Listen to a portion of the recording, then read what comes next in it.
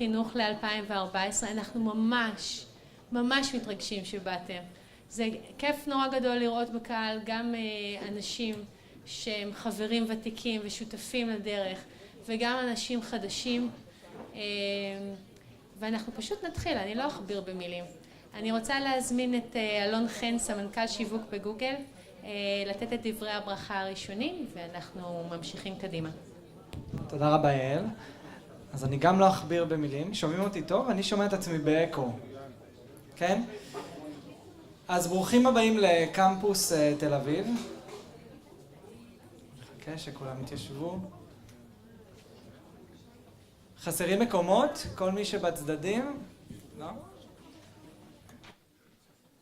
אז ברוכים הבאים לקמפוס תל אביב. זה בעצם קמפוס שלם שמוקדש לקהילת היזמות, טכנולוגיה וחדשנות בישראל. מי מכם היה פה כבר באירוע לפני כן?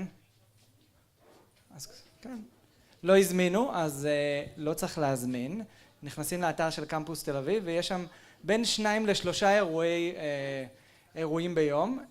אנחנו מאוד שמחים היום שערי חינוך פה איתנו, אנחנו מאוד שמחים לארח, הם שותפים לדרך.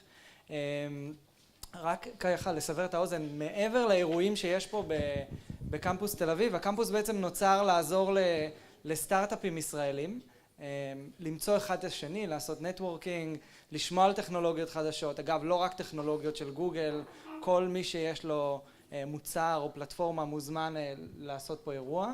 אנחנו מזמינים גם אתכם, אם יש לכם דברים שקשורים ליזמות ולחדשנות, אתם יכולים פשוט להיכנס לאתר של קמפוס תל אביב, ולומר על מה האירוע שלכם, לכמה אנשים אתם צריכים אותו, ולהשתמש בפסיליטיז האלה. אני רק אומר עוד מילה אחת על התוכנית שלנו, על גוגל בחינוך, ועל שיתוף הפעולה עם ערי חינוך, עם משרד החינוך. ראיתי פה חברים קרובים, את רונית נחמיה, רוני דיין. איפה אתם? תשימו את רימו יד. כן, שם מאחור. וגם כמובן אורט, ראינו פה את שרון גרינברג, אבל כולם שם. בעצם גוגל בחינוך שמה לעצמה מטרה, באמצעות הפלטפורמות שלנו וכל עקרונות החדשנות שלנו, בעצם לנסות לעזור להביא פדגוגיה קצת יותר חדשנית עם הכלים שלנו ועם הדרך שלנו, ואנחנו שמחים שערי חינוך היא חלק מהתוכנית עם שאר השותפים. כמה מכם היה להם בבית הספר הדרכה, או המורים שלהם או הם בעצמם הגיעו לתוכנית הכשרה של גוגל? אוקיי, אז אנחנו נרשום את זה לעצמנו, ואנחנו צריכים להגיע לעוד הרבה, אבל נכון להיום הגענו במעגל ראשון ושני לכ-15,000 מורים בישראל, ואנחנו באמת מקווים שטכנולוגיה וחדשנות בכלל יהיו חלק מהפדגוגיה. אז תהנו מהמשך היום, ושוב תודה שבאתם להתארח אצלנו, ותודה לכולם שבאו. תודה. למי שלא שם לב, לוז הכנס מופיע לכם פה, אז אתם יכולים כל הזמן לראות באיזה נקודה אנחנו בנקודת הפתיחה, ויש לנו עוד ברכה אחת לפני שאנחנו ממשיכים.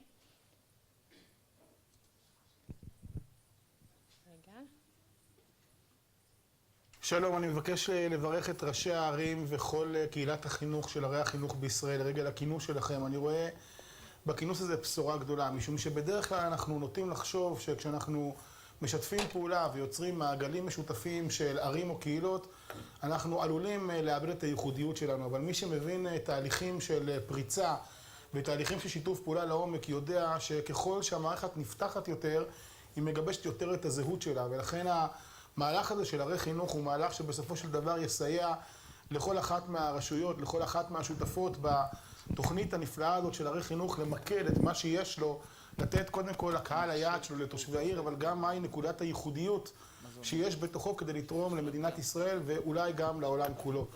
אנחנו נמצאים בזמן של נקודת פריצה, שבו אנחנו נמצאים בסוף עידן של מערכת חינוך ריכוזית, של מערכת חינוך שעובדת בשיטה של פירמידה, שבו אנחנו עובדים במערכת חינוך שבה ההיררכיה היא החלק המרכזי והמשמעותי, לעולם שבו המערכת נפתחת ומתחילה לעבוד בעולם של שיתופי פעולה רחבים, לעולם שבו שיתוף הפעולה הוא כוח ולא חולשה, לעולם שבו החשיפה מאפשרת ייחודיות ולא צמצום, לעולם שבו היכולת שלך לעבוד עם שותפים קרובים ורחוקים כאחד, מגדירה את היכולת שלך להביא חזון חינוכי חדש.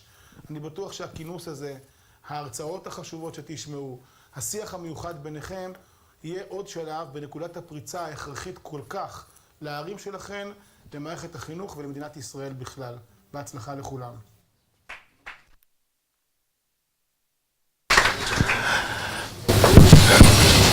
טוב, אז אנחנו ממש מתים מפחד, מתרגשות כלומר, ואני גם מפחד. אנחנו הולכים לעלות עכשיו, אנחנו יוצאים לדרך, ואנחנו מקווים שעוד רגע יעלה איתנו פה, כן, סוגת המיטרה.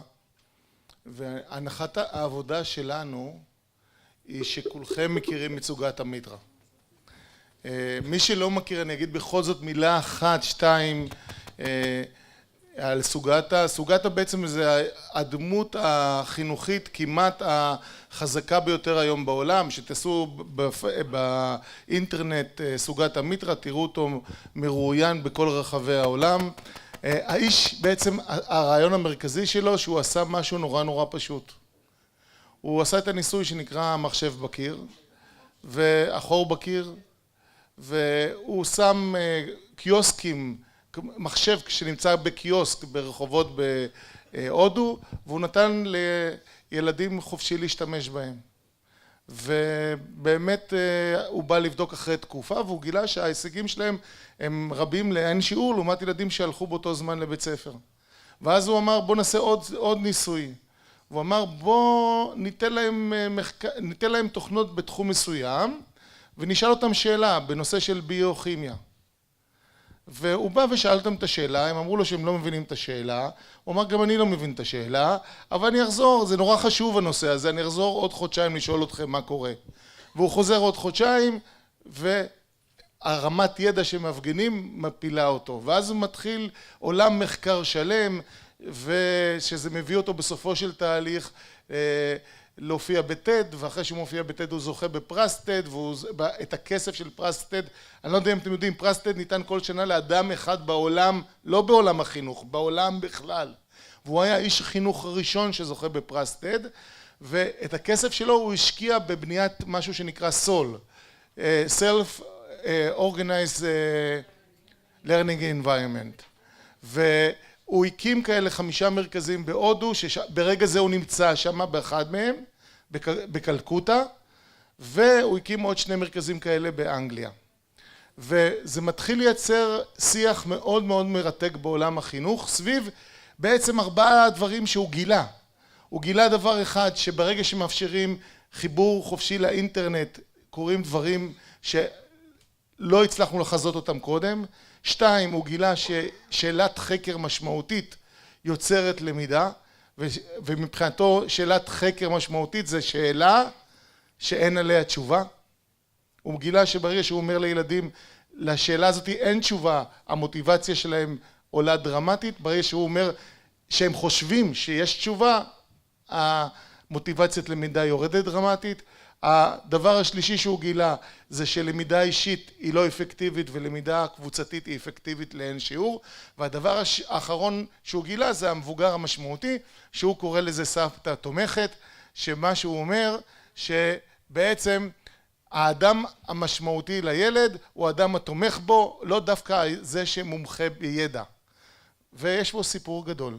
אנחנו הזמנו אותו היום לפה איתנו, הוא כבר איתנו, היי סוגתה.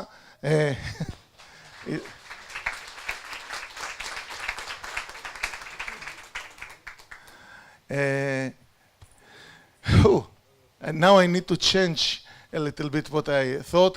First of all, it's a great honor to host you here, Professor Sugata Mitra. It's to us, I can say it's a big celebration to host you here in our conference. It's the Conference of Education Cities, and we are here in Tel Aviv in the Google campus. And you know what we think to ask you is to to bring your ideas and insights about the situation of education today, because what we say in every place in the world that we are building the 21st century education system.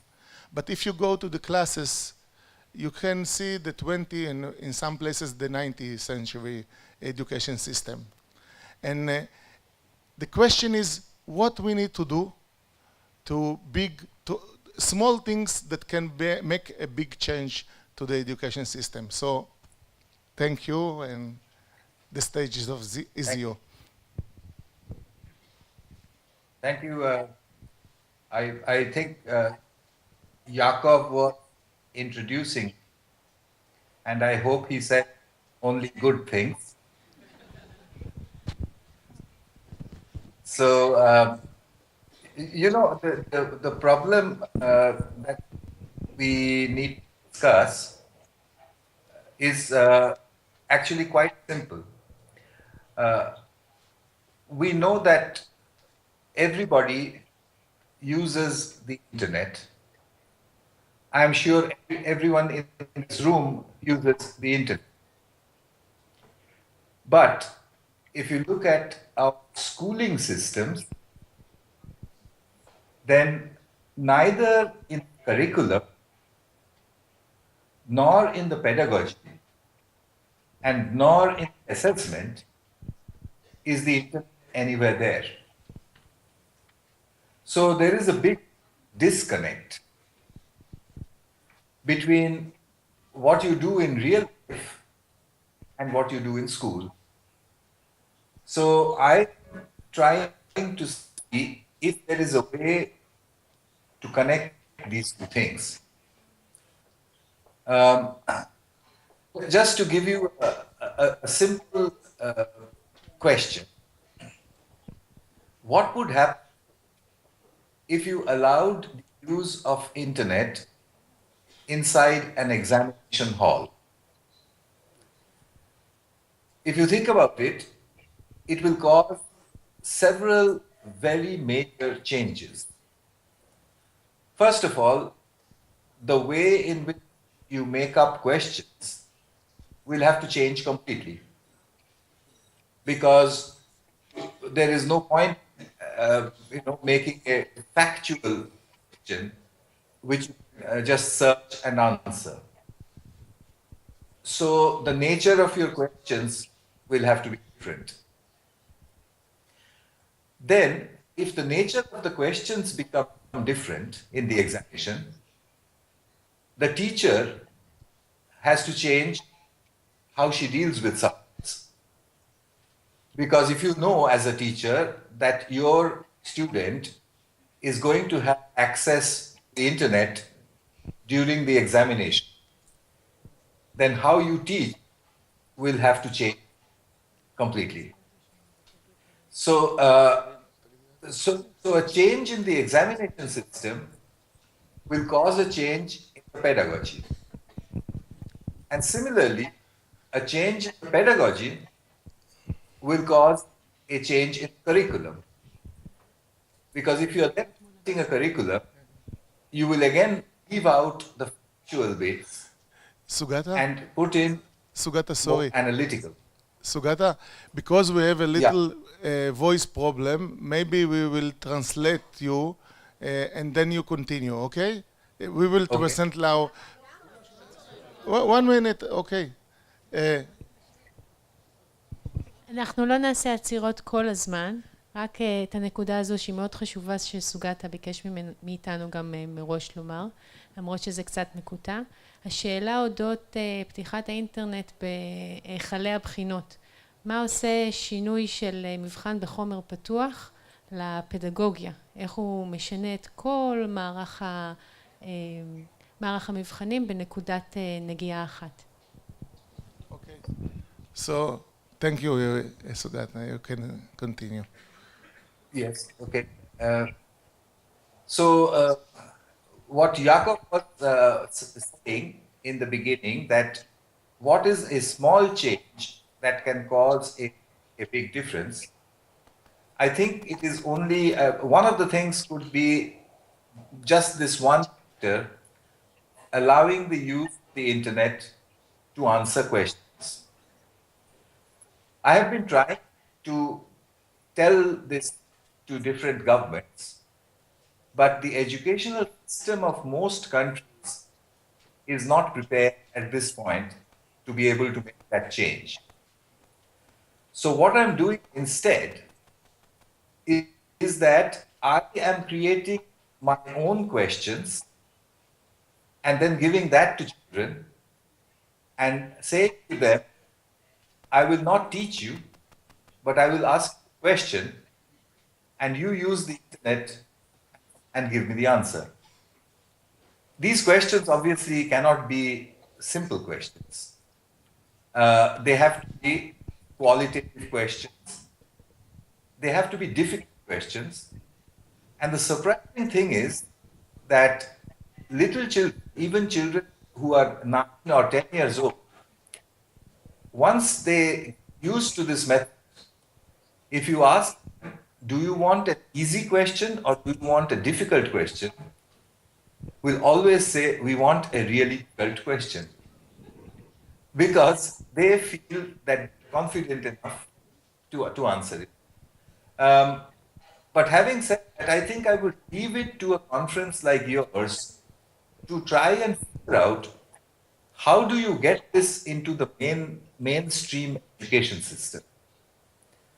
I don't really know how to do it. And teachers who have tried agree that it works. But when I say to them, then why are you not doing it? Then they will say, because I have my conventional curriculum, my conventional pedagogy, and my conventional examination. I can't move. So I would put this as a question, perhaps you and to Yakov, how do we get out of this?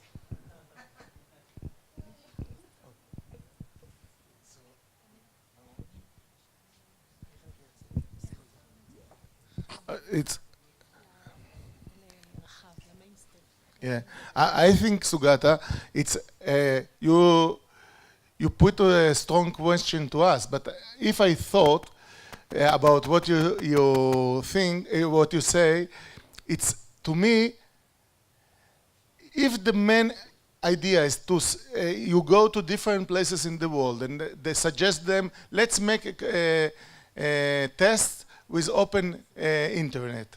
And most of the places don't have enough courage to do it. So I think in this audience now that sit with us, I'm sure that it will be a group of teachers, headmasters, the head of Department of Education that will say, we will jump, and that's a very interesting situation, because if they jump to this small, I don't know what to say, pond, and that can be interesting, no? And if we can create a group of, for example, in Facebook or in other place, that people that connect to this group that try to do this in their school class, and you will be in this group, and me will be in this group, that can give the people a lot of brave to do this jump. Yes, and I see what you mean, and that perhaps could be a good way to start. I will now shift a little bit to tell you a little things that I've learned about how to set up an environment like this. It's very simple. It looks basically like a cyber cafe for children, except that the screens must be big and they must be clearly visible to other people who are around. So I make walls out of glass. Okay, that's very important. So I'm not talking about children trying to access the internet like this. Okay, I'm talking for children who will try to access the internet on a really large screen in groups of 4, groups of 5. Okay? If you do that, what happens is that they talk to each other, and they don't only focus on their own computers. So I find that this fact is very important and often overlooked in those schools where there is money. People will say, well, I'll buy one computer for every child. But that's not the point. It's pedagogically not good. What you need to do is to have fewer computers so that children can move around them and talk to each other. The second important fact is that you must have good quality bandwidth. And as you can see, even with a large conference like this, bandwidth is a problem. And we must solve that problem. We have to go to the computer and the telecom companies and say to them that schools must have inexpensive, reliable bandwidth. If the defense the defense forces can have it, if hospitals can have it, why can schools not? And again, I find when I go from country to country that it's the schools which have the poorest bandwidth. And not only do they have very low bandwidth, they also have very strong filters. In one school, I asked the children a question about the artery of the heart. Do you know that they could not actually get any pictures out because the computer said it's a body part and therefore it cannot be shown. So we need to get out of these kinds of difficulties so that schools can have the kind of bandwidth that they need. Then the issue of when you go to remote areas, there is the issue of electricity and how to provide it. I don't know how much of this is a problem in your country, but in my country it is a big problem. I don't get reliable power. And finally, of course, you need to have reliability of the computers themselves, because if the computers don't work properly, then the whole system fails. So I'm trying to create a design which will work anywhere. And I'm in the middle of building that. It will take maybe another 3 or 4 months before the first few, they are called schools in the cloud. The first few of these come up. And then I will see how well they work and then make a plan which we'll share with everybody.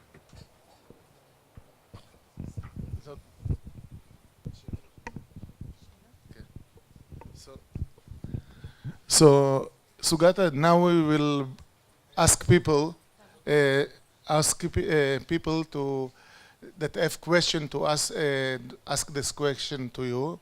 And so, אנשים שרוצים לשאול את סוגתה שאלות מוזמנים, במיוחד אלה שיושבים פה מקדימה, שכבר שאלו שאלות באינטרנט, אז יש להם עדיפות, אבל אם הם לא עולה להם שאלה, אז כל מי שרוצה לשאול שאלה מוזמן. כן. עכשיו, מאוד מאוד חשוב להגיד שהוא ביקש מאוד לא לשאול אותו שאלות שלא קשורות למה שהוא דיבר. זאת אומרת, לא לשאול אותו שאלות של מה ששמענו שהוא עשה או משהו כזה, אלא שאלות בקשר למה שהוא דיבר. Hi Sugata, I'm Robbie from Alfei Menashe. Very pleased to meet you. Let's say your vision is fully fulfilled in India. What do you see?